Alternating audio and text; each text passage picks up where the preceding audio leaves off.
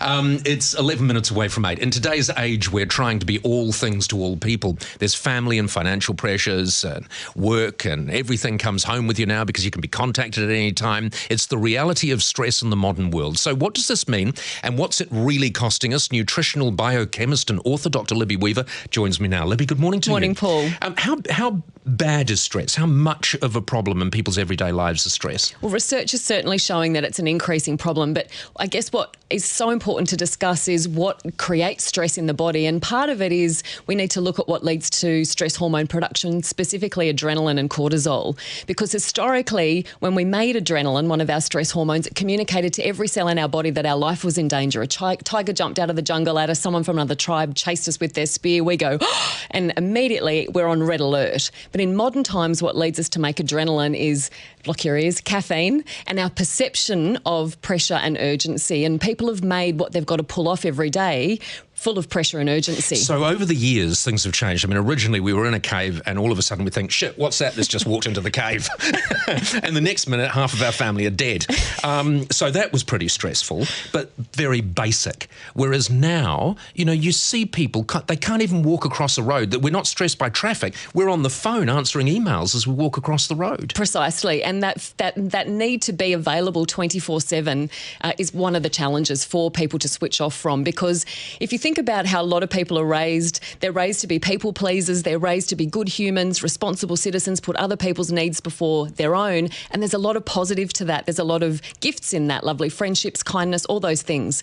But when you feel that that's relentless, and when you feel like you can't say no, when you can't take any downtime, that's a big challenge for your body. Is there a level of stress which is actually a positive thing for us then? Most certainly, because it can prompt us to take action. But I think it's highly individual because, and that's where the perception really plays a role. When you say that you're completely overwhelmed, that can then become dysfunctional. Plus, it's part of what I bring to life is what the body is presenting with. When we make adrenaline, our blood pressure immediately goes up.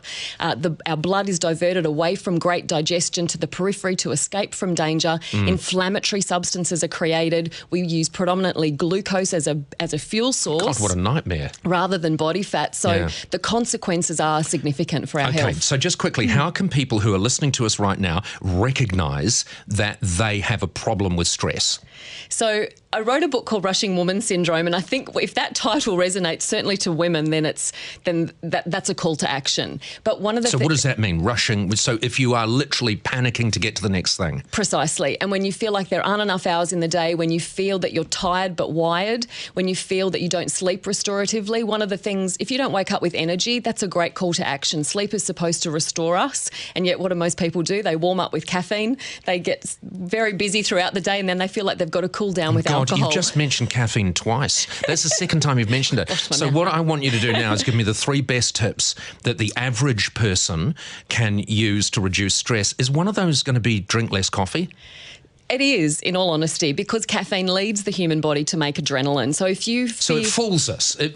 We drink coffee and all of a sudden we're hyper and we're primed for stress. And there's no one set level that everyone can tolerate. It's highly individual. So just note, I'm not saying stop it. I'm saying let's pay attention to how it affects us. Okay, so drink less coffee, number 2. Number 2 is to be very focused on how you breathe, because when you breathe diaphragmatically, so inhale, belly, not the top of your chest. Okay.